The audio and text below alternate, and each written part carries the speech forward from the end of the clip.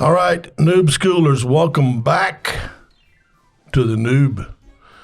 Today I've got, you know what Noob School is. We're finding folks that have become very successful in business that started out as salespeople, and we're taking them back to when they started and saying, how did you start? What could you do better? What kind of lessons could you pass on? And so today I've got a super good friend of mine named Eddie Terrell. And Eddie did something I want you to all remember. I know other people have talked about networking before, but I knew Eddie a little bit at the Citadel. We both went to school at the Citadel. We're about the same age. But a couple of years after the Citadel, he was working at a telecom place, and I was working somewhere else. And he calls me out of the blue and says, "Hey, I'd like to take you to lunch." I was thinking, what's up his sleeve? What's going on here? Anyway, I agreed to do it. We went to lunch. He paid for the whole thing. And, when you're 25, that's a good deal. But he said it's just part of my deal, and part of kind of what we're doing at our company is we want to reach out to one person a week and take them to lunch and just network, because you never know. I might be able to help you one day, or you can help me one day, or you never know. So it's a wonderful idea. So since then, this never know has grown into, I bought telecom stuff from his telecom company.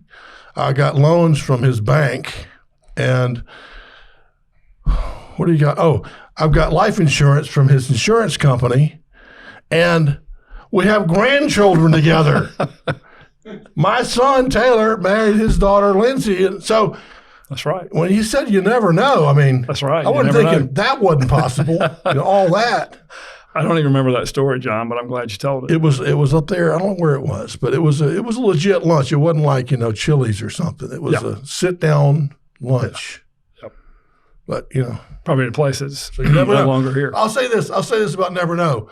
I'm pretty sure that if you don't have that lunch with somebody, you probably know it's probably not going to be any business. Right. That's right. So anyway. Yeah. It was pretty darn cool. So welcome aboard. Thanks for being on the podcast. Thank you. Excited. Love following you on Instagram. Thank you. Especially when you play the saxophone. Yeah, man. Love it. Well, that was pretty cool. Tell us, when you left the Citadel, tell us how you decided to get into sales and if you thought of anything else. I did. I was an English major because they offered more outside electives than any major at that time. I knew it wasn't going to be engineering or anything like that. So I took a lot of business classes, law, accounting, a lot of different things, psychology. Yeah. I wanted to go to law school, or so I thought, because we had started an Inn of Court. We had a English guy, Ernest Tucker, who was the head of the English department, and he was British, and we started this Inn of Court. So I thought, hey, I was getting to law school, and I talked to my dad. He said, you got 4 years, and I'm not paying for law school. So I got a job from American Hospital Supply Corporation, thankfully. Yeah. Huge. It was like a $2 billion company even back then in 84. And so I looked at the job and the offer letter, and I said, well, okay, I guess I'm going to be in sales. So that's how I got in sales. Were they on-campus recruiter? They were initially, and then spring break, senior year, I went to Atlanta to interview. And then on my way down to Florida to hang out, with some classmates for spring break. Okay. Yep. So, and I think there was that's one of those companies back then anyway that was hiring big batches of brand new salespeople every year. Got it. Sink or swim method. And good training. Not really. No. Not really. Oh. Sink or swim, like I said, they put you in a territory. And what I discovered is they were taking these guys that had Rolexes, white hair, and drove Mercedes, and they were laying them off. And they'd hire 4 guys like us right out of school, split their 6-figure income by 4. We thought we hung the moon. I actually made $32,000 my first year out of school, which was incredible. But I didn't know what I was doing. And I saw what was happening at some of these meetings. I said, that's me. I'm wearing that, driving that Mercedes, wearing that Rolex, getting cut back. So fortunately, I don't see you with the Rolex and the Mercedes. No, I'm pretty much, I got a Garmin now, but I was an Iron Man forever. Okay. So all right. The kids gave me this one anyway. That was the beginning of the quote unquote sales career. But what I did, John, I actually went around what they call kicking boxes. Mm-hmm. I called on the purchasing agents Mm-hmm. at all the hospitals and little ambulatory centers. I was in Wilmington, North Carolina. I drove about 800 miles a week, and I just go around kicking boxes. You need anything? And that was pretty much, we had product training, but our catalog was a hardback book like that thick. So you were restocking or getting restocking, to see if they were low on something? Yeah, trying to get them to try new products. Yeah. Sometimes you go in and do, in service where you'd I never went in surgery, but I'd be with the doctors and nurses on different shifts. So how did you transition from that, which I would say is a very legit start, in a bigger company, hired a bunch of salespeople, kind of a way in the door of sales. How did you transition to Tellman? It's another Citadel connection, David Hudson. We were in the same company, Delta, senior year together. Yep. And he met Leighton Cubbage, and he said, "You got to meet Cub." David. I mean, he's just Mr. Excitement still to this day. And I said, "Well, I hate what I'm doing. I mean, I really do. I getting no leadership. My closest manager was in Charlotte, and back then, Wilmington to Charlotte, there wasn't any Michael Jordan Expressway. So it was a long drive on 74. Mm-hmm. So he got me an interview. I'll never forget calling my dad. My salary with the hospital company, supply company, was $24,000. Mm-hmm. My annual salary the first year with Tellman, $9,000. First, my dad said, "Are you crazy? You out of your mind?" And second, he said, "You're doing what? Is this illegal? Does AT&T know you're doing this?" Yeah. And I had, what I would tell you, I think throughout my career, and if I was giving a newbie advice, you got to have faith, got to have trust. Yeah. Some would call it, immaturity. You're naive. Doesn't matter. Mm-hmm. I knew and loved and trusted HUD, and he said that Cub was, the best thing he'd ever seen to work with. Yeah. And so I said, okay, let's go for it. Yeah. So I moved to Columbia, South Carolina, got a roommate. Guy I grew up with who still lives in Columbia because I had to, cut my salary, more than half. Yeah. And that started the sales career. That's when the training really happened. Okay. Well, I think it's a good point to stop and make is that, and we've heard this more than once, is you found the right leader, the right leaders, and the right company, and you thought there was a good opportunity that the company could do well because they were doing something new, but you were drawn to the leadership. And you said, "I'll take a leap of faith." Mm-hmm. It didn't matter whether it was 25 or 9. Does seem kind of low, but I mean 9. Plus commission, though. Plus commission. Okay, plus commission. Yeah, strong incentive. But yeah, I mean, and it worked out great. I think your life would be, I think you would, if you'd have stayed at that first company, I would say you'd still be very successful.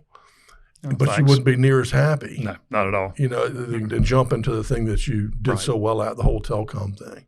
I realized I'm not a big company guy early, and I credit God for that, for letting me know really early.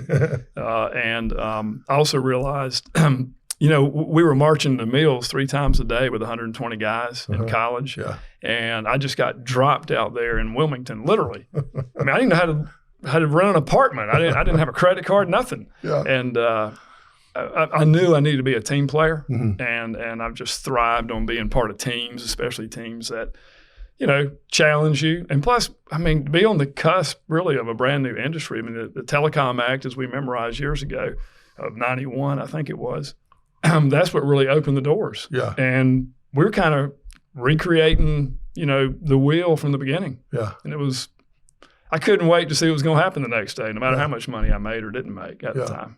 Yeah, that's good. I mean, just a quick segue, but I remember interviewing at about the same age you're talking about with Michelin. I, through my dad or something, had a way to go right to the head of hiring for Michelin. And after asking him all these questions and talking to him for about a half an hour, he goes, "Doesn't sound like you want to work at Michelin." And I'm like, no. I mean, I was going to move to Dubuque, Iowa and sell tires not on commission.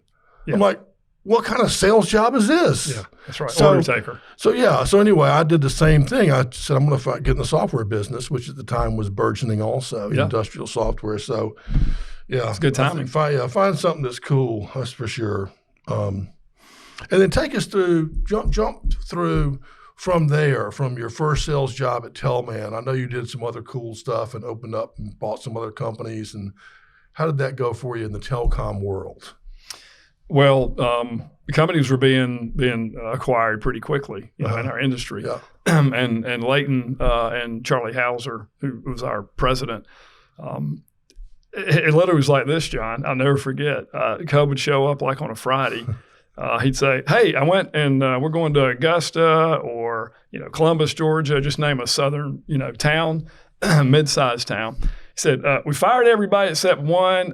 Get a U-Haul. You need to be there Monday and figure out who we should keep and rock and roll." And you're like, "Okay." We're single, early 20s. You go take over the new company. Well, you had a bunch of guys in their mid, 24, 25 running these offices around the South and with his leadership. And it was fun. Yeah. It was unknown. Yeah. I've told my children, I've told a lot of people in business, I've said, when you're younger, you don't know any better. Right. You don't have all these things to make you stop and think. Right. And the best decisions I made in business were usually gut.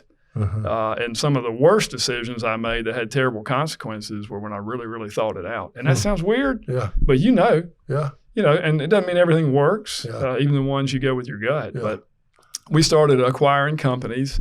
I was actually with Cub. I'll never forget when the company was actually acquired, we were expanding across the country, and this big company bought the whole thing. For over $1 billion, actually, in 1991. I had about that much share, a couple of shares. I was so scared of it, I think I sold it as soon as it went public or something. I didn't know any better at the time. But tremendous experience. And then Cub and some others, what I would call, got the band back together and started another company that was here in Greenville. And that was probably the greatest experience of my business career up to that point, because we really didn't know what we were doing. Mm-hmm. We always had fun. And I distinctly remember being in the parking lot in some dark days when we weren't sure if we were going to get paid, literally, with David Hudson, and going, "Hey, Hud, are you going in today? I don't know if we're getting paid." He's like, "Man, let's go see what Cub's going to do. I'm sure it's going to be good." So that's a true story. That's pretty cool. Yeah. I was really, really fortunate to be in sales, and then I got off the road. Got into operations because, again, it was a great situation. We said, I got to get off the road. I was the first one married of all the guys. I was the first one to have a child, Lindsay.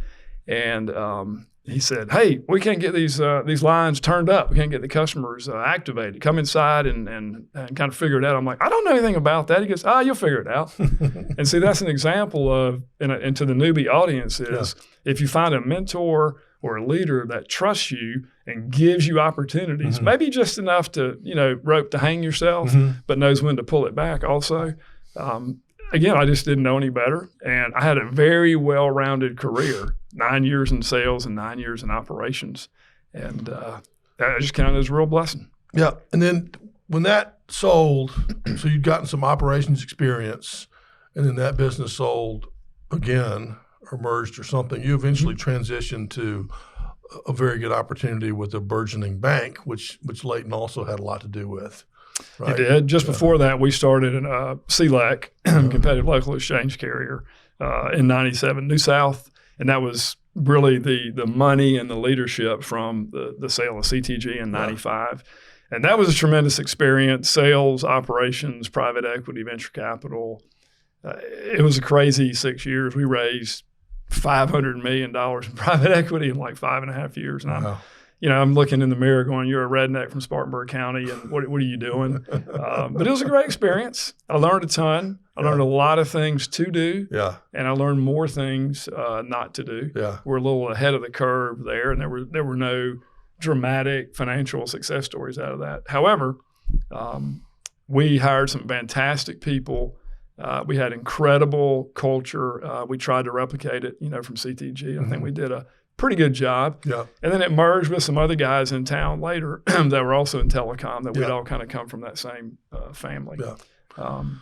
The bank, though, if you want me to talk about that. Yeah. How did you transition to that? Because it's not just going to work for a bank. I mean, this was a startup bank. Yeah, I was employee number 30, actually, I believe. So in 2002, I turned 40 in June. My dad died of prostate cancer in September. He'd had it for about 6 years. And then my mother had breast cancer, of all things, like a couple months later. So I was like, told my wife, I said, hey, I don't think it's a blonde or a Corvette, but I'm pretty sure it's a midlife crisis. Mm-hmm. And I just decided after 18 years, I think it's time for me to do something else. Mm-hmm. My mother's great. She just turned 86. She's tough as nails, and that was a little blip for her health-wise.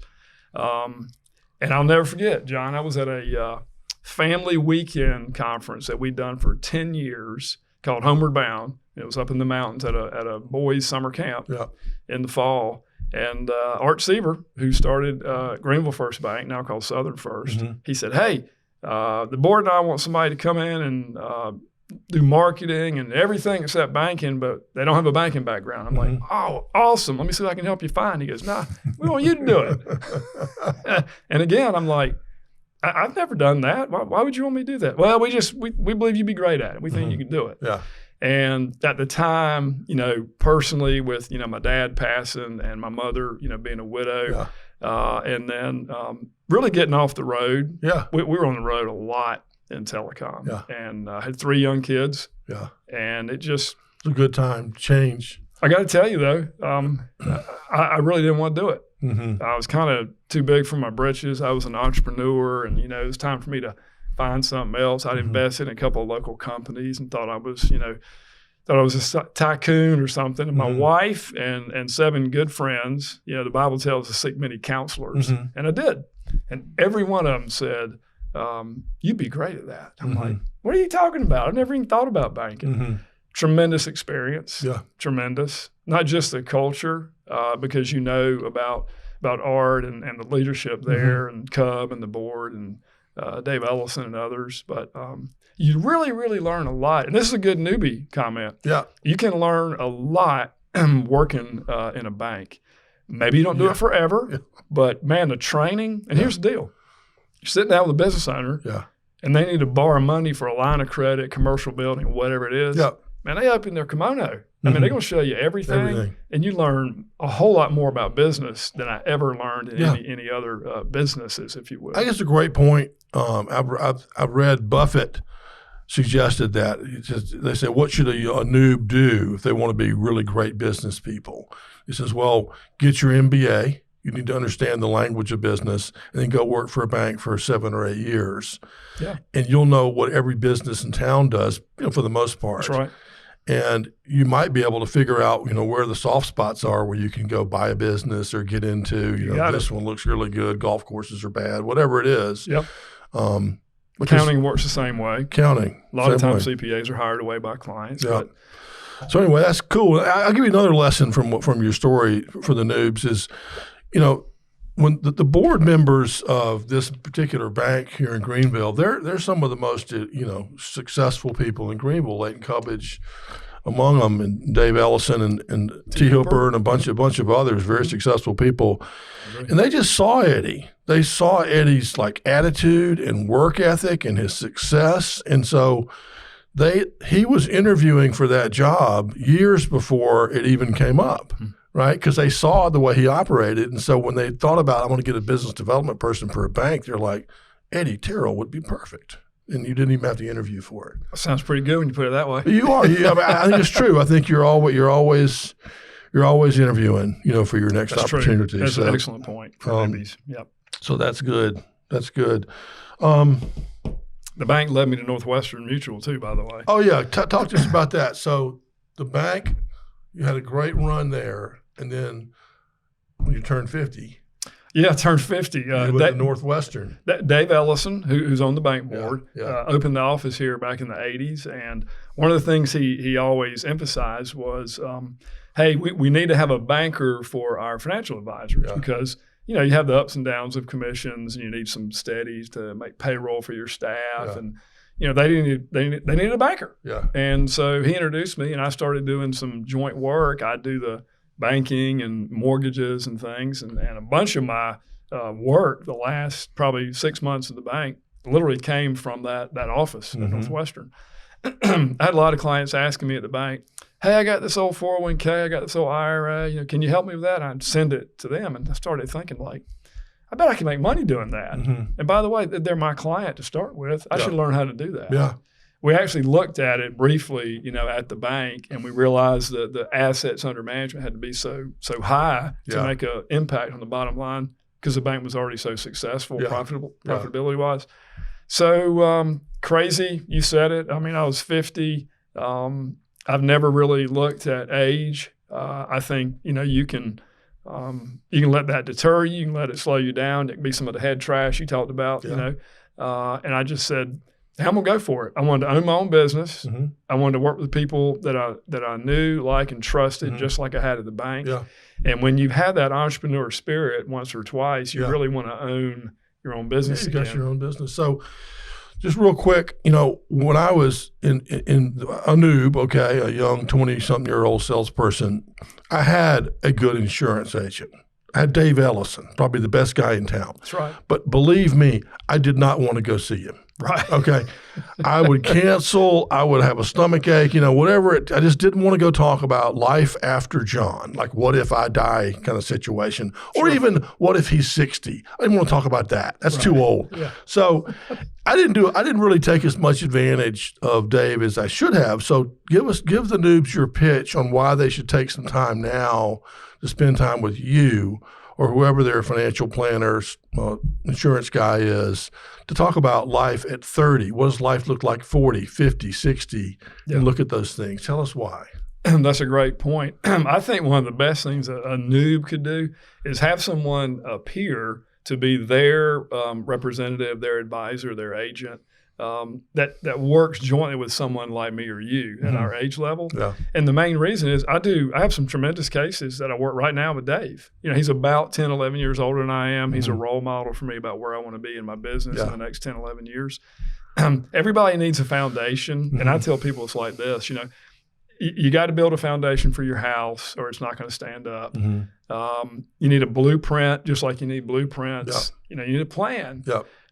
You want a peer so they can grow with you because you're young and they're young. But one of the things that I share with younger advisors is if you've got somebody in their 50s that is thinking about, or even their 40s, paying for college, did that with 3 kids, getting their kids married, $2 in the sun, in 4 years, by the way.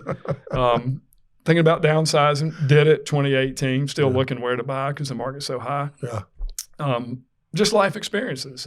And then I actually went through power of attorney with my older brother, who had been single his whole life and diagnosed with dementia in 2019. I mean, all these experiences I've had in less than 10 years are valuable from an education standpoint. Insurance isn't sexy. Nobody wants to talk about it. Everybody hates to talk about insurance. People want to talk about investments. It's on their phone. It's everywhere around us. Everybody wants to talk about that. But isn't it now? I mean, when I was the noob, it was just insurance, and I did not want to talk about it. But now you talk about the whole holistic plan, right? The investments and all that stuff together. Yeah, we've come a long, long way, not at our company, but in the industry. Planning is so critical because of taxes, for one thing. I mean, every time we have a new president, tax law is going to change. It's just historical. It is. And there's so many you just can't keep up with. You got to have a CPA to help you. That's the advice I'd give.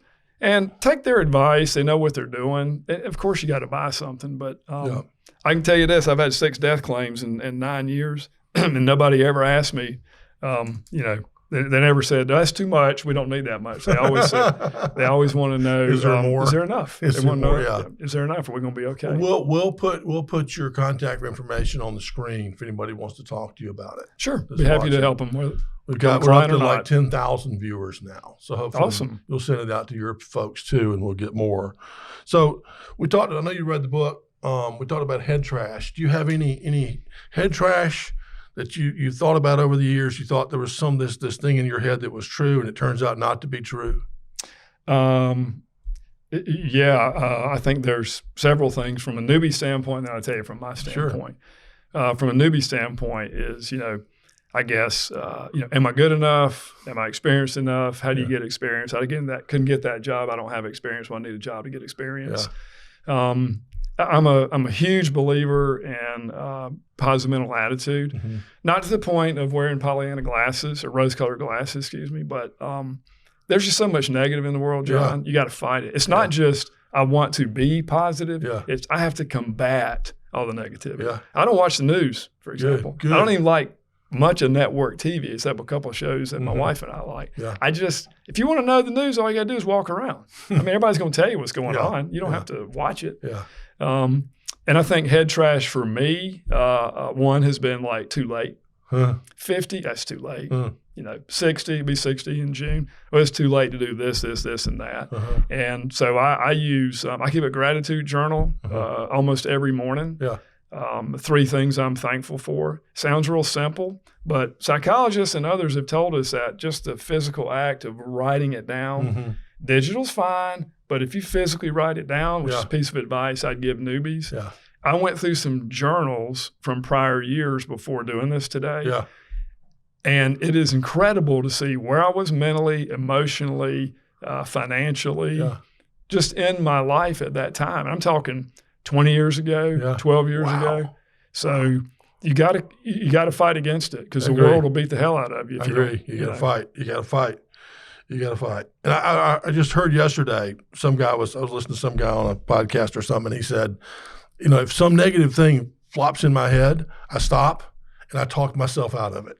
Yeah. I just start telling myself these other things that are going to make me say, no, that's not true.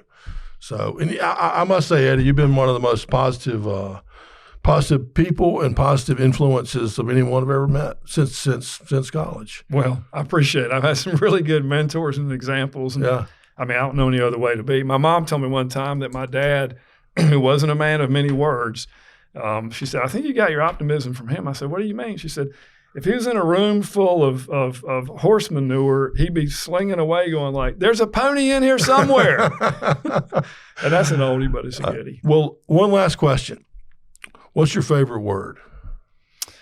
I spent some time on this, and it won't surprise you, I guess, but my favorite word, and it changes over the years, but right now is gratitude. Nice. Is just, I look at our grandkids, John, and I look at, being married 35 years to the same woman, thank God.